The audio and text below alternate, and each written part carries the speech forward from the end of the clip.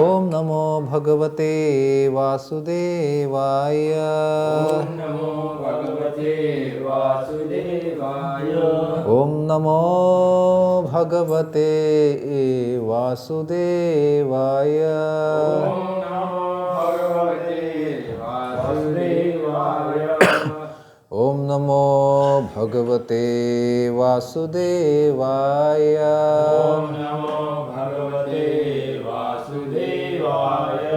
नारायणं नमस्कृत्य नारायणं नमस्कृत्य नरं चैव नरोत्तमं नरं चैव नरोत्तमं देवीं सरस्वतीं व्यासं देवीं सरस्वतीं व्यासं ततो जयमुदीरये। जयमुदीरये।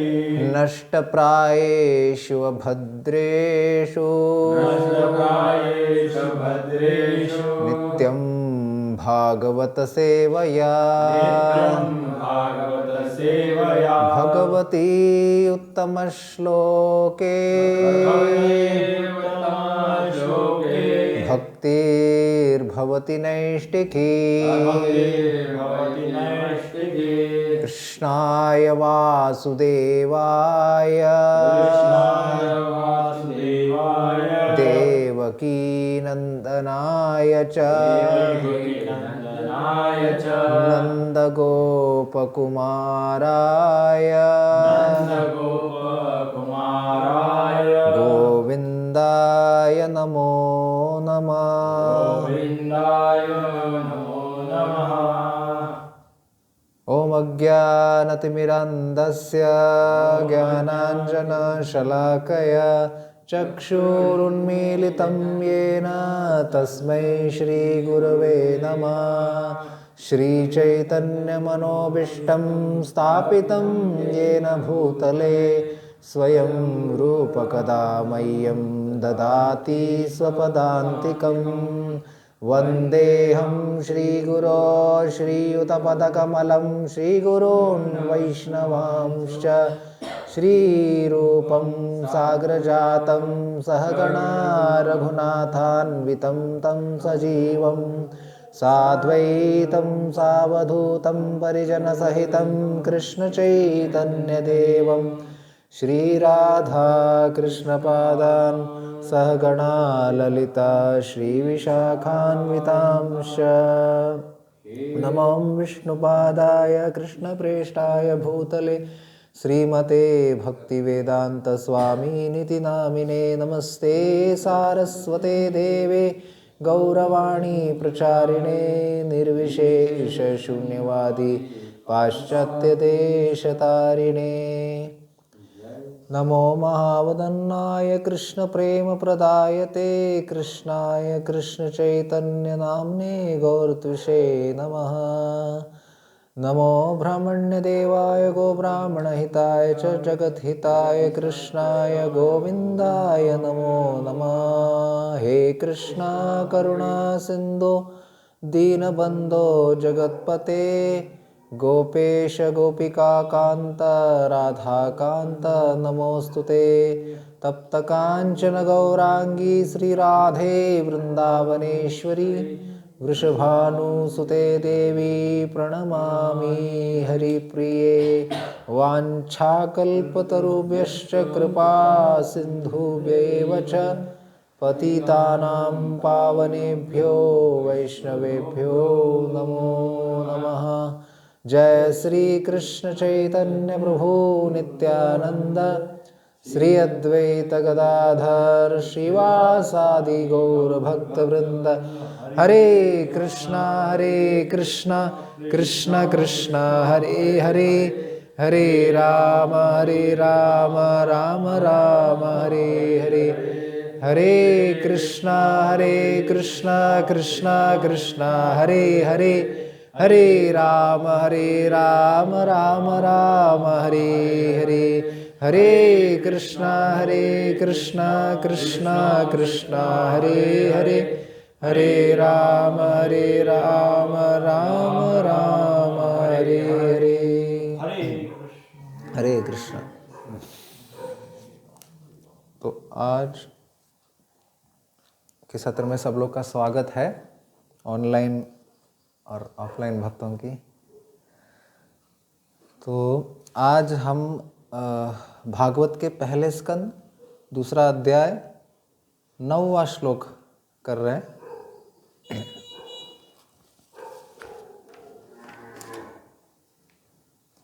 धर्मस्य ह्यापवर्गस्य नार्थोऽर्थायोपकल्पते। धर्मस्य ह्यापवर्गस्य नार्थोऽर्थायोपकल्पते। धर्मस्य ह्यापवर्गस्य नार्थोऽर्थायोपकल्पते। नार्थस्य धर्मैकान्तस्य नार्थस्य धर्मैकान्तस्य कामो लाभाय हि स्मृतः। कामो लाभाय हि स्मृतः। नार्थस्य धर्मैकान्तस्य कामो लाभाय हि स्मृतः। नार्थस्य धर्मैकान्तस्य कामो लाभाय हि स्मृतः।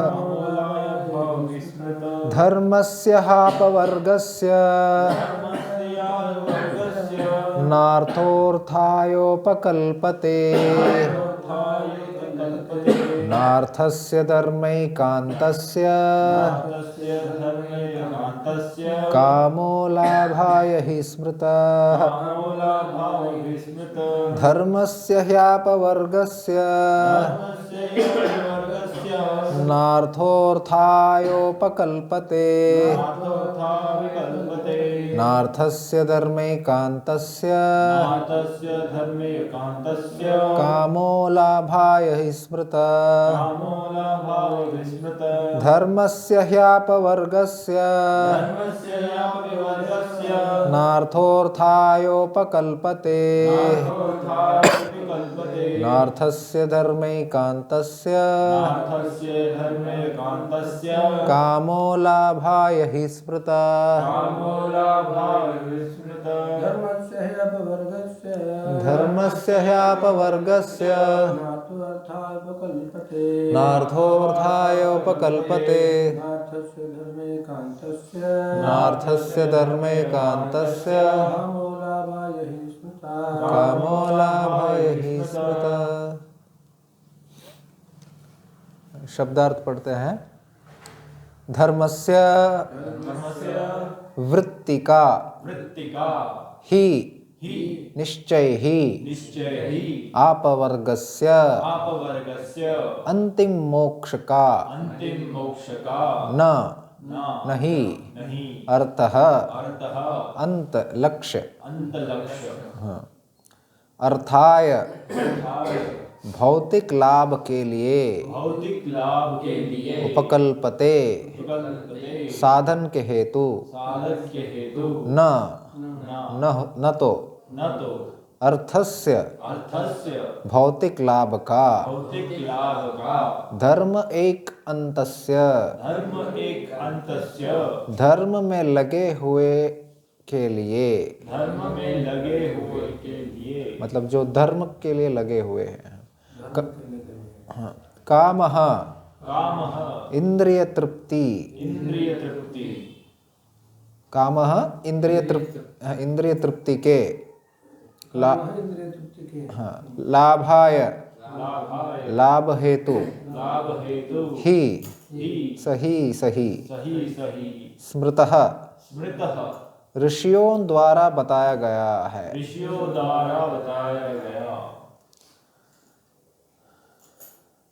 हरे कृष्णा। अनुवाद और तात्पर्य श्रील एसी भक्तिवेदांत स्वामी श्रील प्रभुपाद द्वारा। जय श्रील प्रभुपाद। समस्त वृत्ति पूरक कार्य निश्चय ही परम मोक्ष के निमित्त होते हैं। उन्हें कभी भौतिक लाभ के लिए संपन्न नहीं किया जाना चाहिए। इससे भी आगे ऋषियों के अनुसार जो लोग परम वृत्ति धर्म में लगे हैं, उन्हें चाहिए कि इंद्रिय तृप्ति के संवर्धन हेतु भौतिक लाभ का उपयोग कदापि नहीं करना चाहिए। तात्पर्य, हम पहले ही बता चुके हैं कि पूर्ण ज्ञान तथा भौतिक अस्तित्व से विरक्ति भगवान की शुद्ध भक्तिमय सेवा के पीछे पीछे स्वतः आ जाते हैं। किंतु कुछ लोग ऐसे हैं जो मानते हैं कि धर्म सहित समस्त प्रकार की वृत्तियां भौतिक लाभ के निमित्त है। धर्म सहित समस्त प्रकार की वृत्तियां भौतिक लाभ के निमित्त है।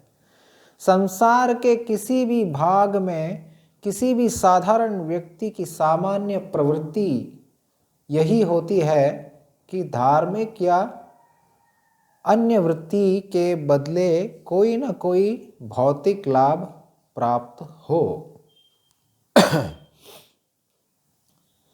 यहाँ तक कि वैदिक साहित्य में भी समस्त धार्मिक कृतियों के लिए भौतिक लाभ का प्रलोभन दिया गया है, और अधिकांश लोग ऐसे धार्मिकता के प्रलोभनों अथवा आशीर्वादों के प्रति आकृष्ट होते हैं।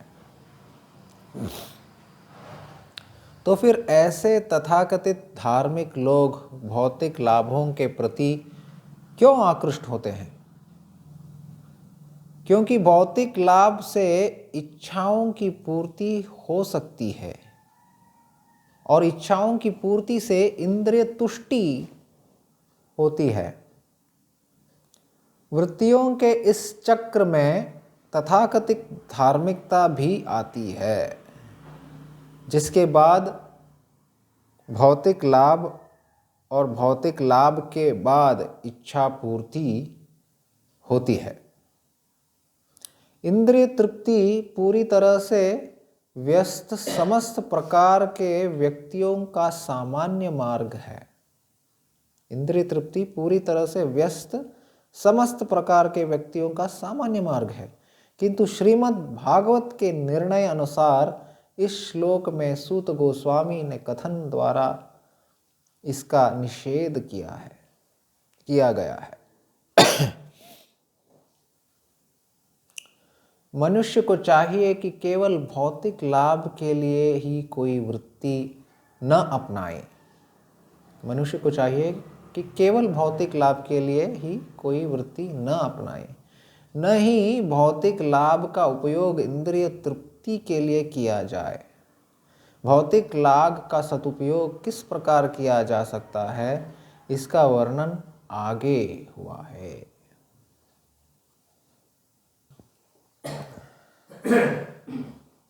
तो अभी भागवत के ये जो स्टार्टिंग के प्रार्थनाएं अगर हम सिद्ध करने की कोशिश करें तो सिद्धि आपो आप ऐसे चल के आ जाएंगे। क्योंकि अगर हम श्रीमद् भागवत को उसी दृष्टिकोण से पढ़ेंगे, उसकी पान करेंगे जैसे प्रार्थनाओं में लिखा गया है, नित्यम भागवत सेवया, वो भाव से, तो ये जब जो श्लोक है वो हृदय के अंदर खींचता चला जाएंगे। और जो भी हम भागवत में नित्य सुनते हैं उसको अगर हम आचरण में लाने की कोशिश करेंगे तो देर लग जाएगा। अलग अलग व्यक्तियों को अलग अलग समय लग जाएंगे, लेकिन ज़रूर अपने निजी चेतना को देखा जाए तो हर एक व्यक्ति का चेतना धीरे धीरे से बढ़ता ही रहेंगे। सिर्फ इसका एक ही प्रोसेस है। ये श्रीला प्रभुपाद बोलते हैं कि धीरे धीरे से काम करते हैं मगर ज़रूर काम करते हैं। धीरे धीरे से काम करते हैं लेकिन ज़रूर काम करते हैं। और एक अलग जगह पे प्रभुपाद और भागवत भी ऐसा बोलते हैं कि ये फटाक से करता है। जैसे ही आपने भागवत का मार्ग स्वीकार किया, फटाक से वैकुंठ का जो दरवाज़ा खुल जाता है। तो फटाक से का मतलब ये है कि हमारे अनगिनत जन्मों की जो देखा जाए तो कितना जन्म हम लिए हैं, कीड़े मकोड़े, कुत्ते बिल्ली, मनुष्य का भी, मनुष्य में भी 4 लाख योनि है। तो इसमें जाकर के अभी ये एक जन्म हमको मिला है जब हमें वेदांत सूत्र के भाष्य के ऊपर रोज चर्चा करने का एक मनोवृत्ति आ गया है। हमारे अभी मेंटालिटी ऐसा बन गया है कि हम श्रीमद् भागवतम रोज सुनने की ऐसी जैसे कि एक माइंडसेट हो गया हमारा क्रिएट। तो बस मैं सिर्फ इतना ही पहली बात तो मेरे लिए स्वयं और आप सभी लोगों के लिए कि आप इस जो भागवत का ये जो पॉइंट है जहाँ पे हम लोग प्रतिदिन एक एक श्लोक के अंदर गोथा खाने की कोशिश कर रहे हैं। प्रत्येक श्लोक भागवत के एक एक श्लोक के अंदर गोथा खाने की, इस तरीके से भागवत पढ़ना चाहिए कि हम उस श्लोक का निचोड़ समझे और उसे अपने जीवन में कैसे लागू कर सके, ये भाव में समझे।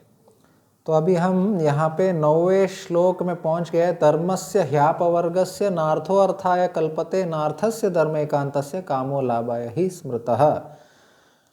ये इससे पहले के श्लोका नंबर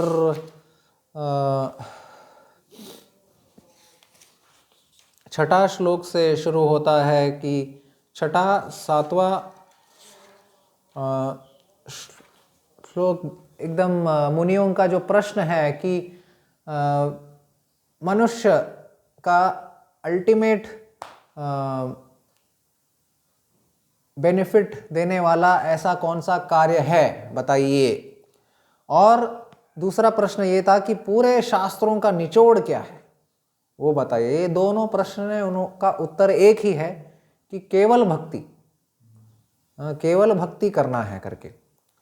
और फिर ये आगे आने वाला जो श्लोकों में है इस केवल भक्ति की पूरी तरह से हर किस्म का धर्म का जो मार्ग है केवल भक्ति की ओर ही अग्रसर हो रहा है, इस बात की पुष्टिकरण कर रहा है ये आगे आने वाले ये सब श्लोक सब ये है। इससे पहले का श्लोक था धर्म स्वनुष्ठितः पुंसाम विश्वक्सेन कथा सुन नोत्पादयति रति श्रम एव ही केवलम, यानी कि धर्म द्वारा अपने पद के अनुसार संपन्न की गई वृत्तियां यदि भगवान के संदेश के प्रति आकर्षण उत्पन्न न कर सके तो वे व्यर्थ का श्रम कहा जाते हैं।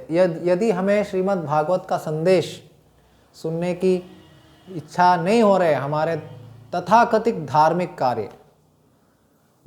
कार्य यानी कि एक ज़माने में हर कोई व्यक्ति को तो धर्म करना ही है। केवल 2 चीज़ था कि धर्म या अधर्म। तो पिछले युगों में सब जन समुदाय तो धर्म ही करते थे। धर्म यानी कि अपने अपने प्रिस्क्राइब ड्यूटीज, आपकी जो वृत्ति है तो ये वृत्ति को ही धर्म कहा है। तो वृत्ति ऐसी होनी चाहिए, ये श्लोक में बता रहे नार्थो अर्थाय कल्पते, धर्म का जो मूल उद्देश्य है अर्थ प्राप्ति नहीं है।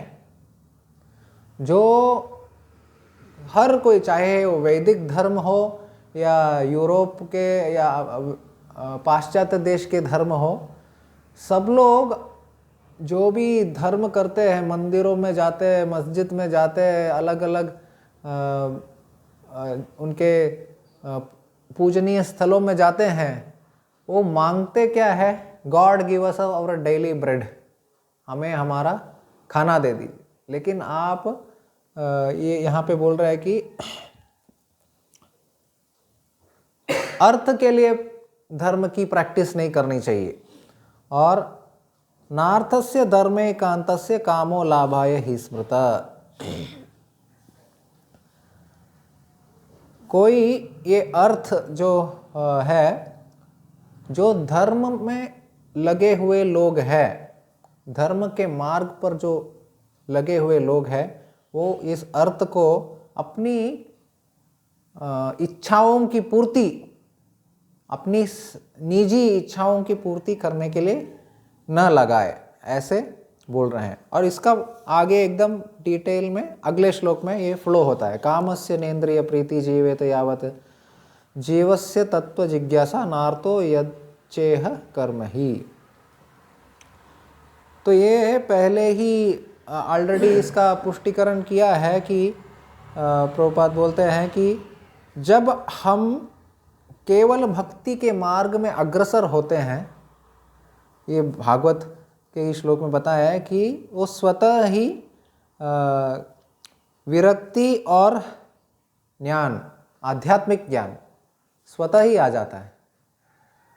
तो जिस तरीके से, अगर जैसे कि एक एग्जाम्पल दिया है कि अगर हम एक बड़ा टैंक है पानी का, वो बड़ा पानी का टैंक में अगर बहुत लोग पत्थर फेंक रहा है तो क्या करता है, उसकी जो रिपल्स है यानी कि उसकी जो वो तरंगे, वो अलग अलग लोग अलग अलग जगह पे पत्थर फेंकता है तो उसकी तरंगे आकर के एक दूसरे को मारते हैं और इस तरीके से पानी में एक डिस्टरबेंस होता है, उसका कुछ एक पैटर्न नहीं होता है। लेकिन अगर ऐसा सोचो कि सब व्यक्ति जो भी उधर तालाब के या टैंक के अगल बगल में खड़े हैं, वो उसके सेंटर में ही हमेशा पत्थर फेंकेगा, तो क्या होगा, जितना भी वो तरंगे होंगे वो तरंगों का एक पैटर्न होगा, कोई एक दूसरे से टकराएंगे नहीं। तो यही कहता है कि जो धर्म क्या है कि आत्मा का स्वभाव तो है, आत्मा का स्वभाव तो है सेवा भाव, लेकिन किसके प्रति सेवा भाव? मेरे और मेरे जनता, मैं, आई मी माइन, यानी कि मैं, मेरा और जो भी मेरे से मिले हुए वो, ये अगर सब लोग सोच रहे तो क्या होगा, वो सब लोग का अलग अलग है, लेकिन अंत में जाकर के हमें सोचना है कि सबका एक जगह पे मिलने वाला कौन सी जगह है। तो प्रभुपाद बहुत समय जब बड़े बड़े लीडर्स अलग अलग धार्मिक व्यक्तियों और पॉलिटिकल व्यक्तियों से भी जब मिलते थे तो बोलते थे कि आप लोग सब यूनिवर्सल यूनाइटेड नेशंस वालों से भी जो मिलते थे तो बोलते थे आप लोग सब चाहते हैं कि सब लोग एक हो जाए। ये तो हमारे आचार्यों को भी सपना है कि सब लोग एक साथ आकर के भगवान की गुणगान करें। जब तक सब लोग एक साथ आकर के भगवान की गुणगान नहीं करते, हरे कृष्ण कृष्ण कृष्ण हरे हरे, हरे राम राम हरे, नाम संकीर्तनम यस्या सर्व पाप प्रणाशनम प्रणामो दुख शमनम तम नमामि हरिम परम। जब तक हरि की जब कीर्तन करते नहीं सब लोग आकर के, तब तक ये एकता आना असंभव है, क्योंकि सबको वो बकरी की आदत है, मैं करने की आदत है ना। सब लोग बोलेंगे, सब लोग पाकिस्तानी बोलेंगे ये पाकिस्तान नंबर 1 में है, और भारतीय बोलेंगे भारतीय नंबर 1 में है, लंदन वाले बोलेंगे वो नंबर 1 पे है, अमेरिकन वाला क्यों, वो किसी और देश का क्यों ये करेंगे। तो कोई किसी देश का नहीं, कोई किसी व्यक्ति का नहीं, सब भगवान के हैं, मेरे कुछ नहीं। हम तो 100 साल ज़्यादा से ज़्यादा यहाँ पे जिएंगे और लड़ाई करेंगे कुछ हमारे जगह के लिए, ये तुम्हारा जगह है मेरा जगह, लेकिन ये लड़ाई करने वाले मर जाएंगे और जगह तो वहीं पे रहेंगे। तो जगह क्या है, भगवान का प्रॉपर्टी है। तो जब हम भागवत के फ्लो में जाते हैं तो हमें ये जो धर्म का मर्म जो है वो समझ में आता है। किसको समझ में आता है? जो भागवत में फ्लो होता है, यानी कि हम उनमें से एक है जो भागवत में फ्लो होना चाहते हैं। तो ये हमारे अंदर फ्लो नहीं हो रहे तो होना चाहिए कि धर्म का जो भी हम कार्य करते हैं, यानी कि हमारी हर कोई कार्य एक्चुअली धर्म होना चाहिए। अभी कलयुग में प्रॉब्लम क्या है कि अधर्म से आपको अर्थ मिलता है तो धर्म से अर्थ करने की कोई बात ही नहीं होता। ये जो श्लोका है बताया कि धर्म क्यों करना चाहिए, अर्थ प्राप्ति के लिए नहीं करना चाहिए, अपवर्ग के लिए करना चाहिए। धर्मस्य आपवर्गस्य, आपवर्ग यानी कि अंतिम लक्ष्य, अंतिम अल्टीमेट मोक्ष के लिए। अल्टीमेट मोक्ष क्या है?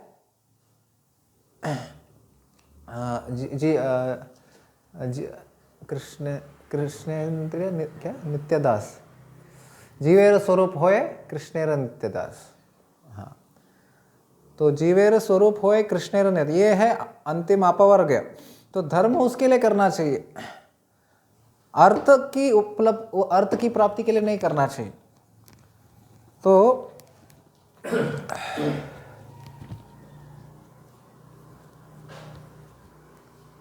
यहाँ पे फिर प्रभुपाद बोलते हैं कि किंतु कुछ लोग ऐसे ही मानते हैं कि धर्म सहित समस्त प्रकार की वृत्तियां भौतिक लाभ के निमित्त है। ऐसे कुछ लोग मानते हैं। अभी ऐसे लोग जो मानते हैं कि धर्म से अर्थ प्राप्ति करनी चाहिए, ये तो तथाकथित धार्मिक लोग हैं, ऐसे प्रभुपाद बोल रहे हैं।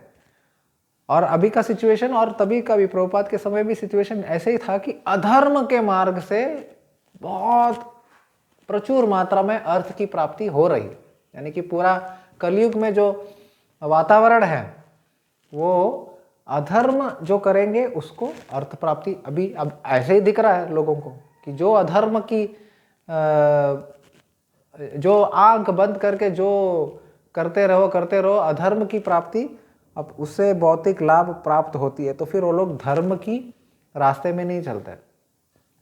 अभी इसका मतलब ये है कि अगर आपको अर्थ की प्राप्ति करना है तो अधर्म करना है, ऐसा जैसा एक ये हो गया। अभी इसका हमें अगेंस्ट जाना है तो हमें समझना चाहिए कि धर्म करने से जो मेन उद्देश्य है ये भौतिक लाभ नहीं है, ये स्वयं हमारे हृदय की कनेक्शन है वो भगवान के साथ।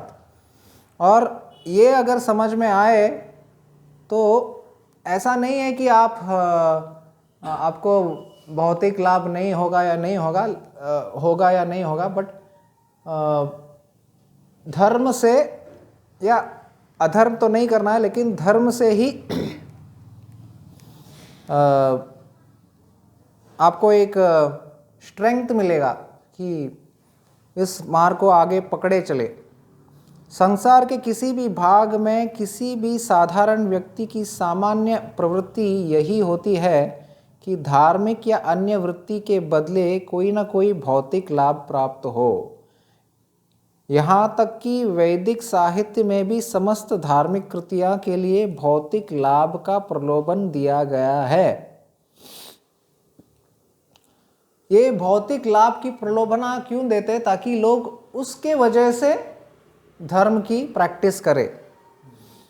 लेकिन श्रीमद् भागवतम की जो कथन ये है कि हमें भौतिक प्रलोभना हेतु धर्म का मार्ग स्वीकार न करके धर्म अपवर्ग के लिए, भगवान के लिए, भगवान की प्रसन्नता के लिए। और एक्चुअली क्या है, ऋषिकेन ऋषिकेश सेवम, सब लोग जो कर रहे हैं वो ये इंद्रिय तृप्ति के लिए कर रहे हैं। लेकिन हमें किसका इंद्रिय तृप्ति करना है? हमें ऋषिकेश के इंद्रियों का तृप्ति करना है। अगर ये हमारा ये भागवत का उद्देश्य हमको समझ में आया तो हम हर कोई हमारा जो अंग है, हम हर कोई जो एक्टिविटी करते हैं, कृति करते हैं, वो सद्धर्म की तरफ, भागवत धर्म की तरफ अग्रसर होगा। हर कोई हमारा एक्टिविटी जो है, हम हर कोई कार्य जो है वो संकीर्तन बन जाएगा। संकीर्तन, नाम संकीर्तन, और हर कोई एक्टिविटी, चाहे वो किचन में कुकिंग भी क्यों ना हो, जैसे कि कोई आए और आपने उनके लिए कुछ कुकिंग की ताकि उसको कुछ वो भगवान का प्रसाद पा करके भगवान को भोग चढ़ाए और आपने उनको कुकिंग करके उनको कुछ खिलाए, तो वो कुकिंग करने का वो जो कृति भी है वो भी संकीर्तन का अंग हो गया। क्योंकि अगर वो व्यक्ति हरे कृष्णा मंदिर के जो सेंटर में आकर के अटैच हो गए और उसको आपने प्रसाद दे दिया, तो वैसे कहने के लिए तो आपने कुछ नाम संकीर्तन नहीं किया दिन भर में, लेकिन क्योंकि आपने वो केंद्र में उनके साथ कोऑपरेट करके कुछ सेवा दे दिया, तो वो भी संकीर्तन का ही एक अंग हो गया। इसमें हमारा उद्देश्य केवल यही होना चाहिए कि कोई भौतिक प्रलोभन की बात नहीं है इसमें, क्योंकि भौतिक लाभ से इच्छाओं की पूर्ति हो सकती है और इच्छाओं की पूर्ति से इंद्रिय तुष्टि होती है। इसलिए वृत्तियों के इस चक्र में तथाकथित धार्मिकता भी आती है, जिसके बाद भौतिक लाभ और भौतिक लाभ के बाद इच्छा पूर्ति होती है। इंद्रिय तृप्ति पूरी तरह से व्यस्त समस्त प्रकार के व्यक्तियों का सामान्य मार्ग है, किंतु श्रीमद् भागवतम के निर्णय अनुसार इस श्लोक में सूत गोस्वामी ने कथन द्वारा इसके निषेध किया गया है। तो सामान्य जनता तो अगर आप उनको बोलेंगे तो उनको तो इंद्रिय तृप्ति ही करना है हमेशा। तो अगर इंद्रिय तृप्ति करने वाले ऐसे जनता को अगर हमें कुछ तो ऐसे तरीके से बताना है कि कुछ तो उनको कनेक्ट करने के लिए हम नाम संकीर्तन की जो कृति है वो जितना हम करेंगे उतना भगवान की नाम, क्योंकि ये नाम संकीर्तन एक मार्ग है जब पूरा शुद्धिकरण हो जाता है माहौल का, परिसर का, हमारे स्वयं का, और साथ ही हमें कुछ ऐसा कार्य करना चाहिए जिसमें लोगों की इंद्र तृप्ति और इसमें बैलेंस हो। यानी कि लोगों को एक तरीका दिखाना चाहिए, जैसे कि अभी लोगों को दिख रहा है कि पूरी तरह से जो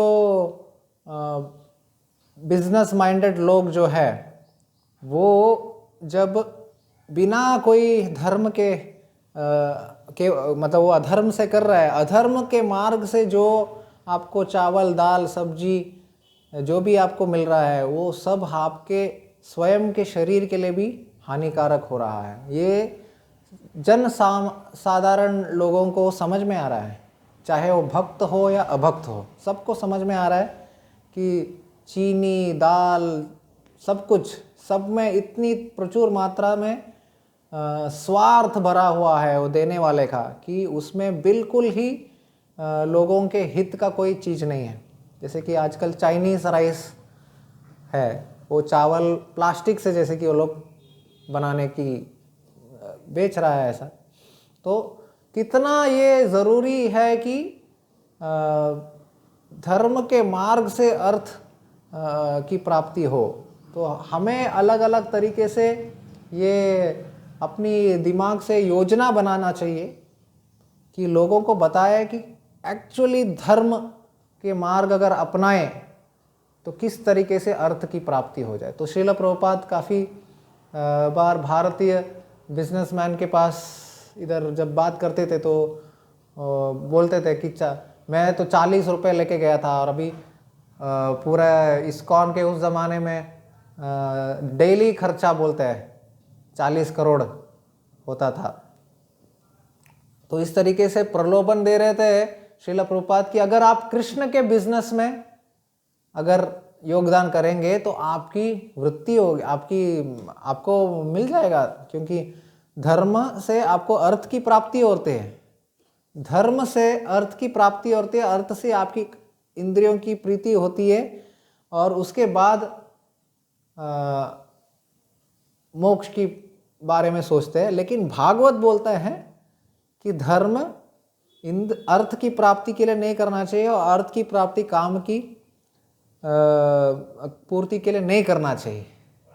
ऐसे व्यक्ति वाले लोग, यानी कि जिसको मालूम है कि धर्म जो है अपवर्ग के लिए है, ऐसे व्यक्ति लोग भौतिक लाभ से आकृष्ट होने वाले लोगों को दिखा सकते हैं कि धर्म करते हुए वो अर्थ की प्राप्ति कर सकते हैं करके। यानी कि नाम संकीर्तन में योगदान देने के लिए हम उनको आकृष्ट कर सकते हैं और इस तरीके से उनका धन का शुद्धिकरण हो जाएगा और उनको धर्म के मार्ग पे लाने की ये एक बड़ा कोशिश है। तो हमको कुछ ऐसा योजना करना, यही हमारा ड्यूटी है प्रभुपाद के आंदोलन में, नाम संकीर्तन के आंदोलन में, कुछ ऐसे करे कि अधर्मी लोग अभी धर्म के मार्ग में आ जाए। वो आएंगे तो अर्थ के हेतु ही आएंगे, लेकिन अगर वो हमारे इस मूवमेंट के साथ संपर्क में आएंगे तो कुछ समय के साथ बाद उनको भी ये ज्ञान होगा कि, क्योंकि ये शुद्ध भक्ति के स्पर्श से क्या होता है कि आपोआप हृदय के अंदर ही ज्ञान और विरक्ति पैदा हो जाता है। ये कह के मैं श्रीमद् भागवतम क्लास को अभी विराम देता हूँ आज के लिए। धन्यवाद आप सभी लोगों का श्रीमद् भागवतम क्लास के लिए। ग्रंथराज श्रीमद् भागवतम की, श्रील प्रभुपाद की जय।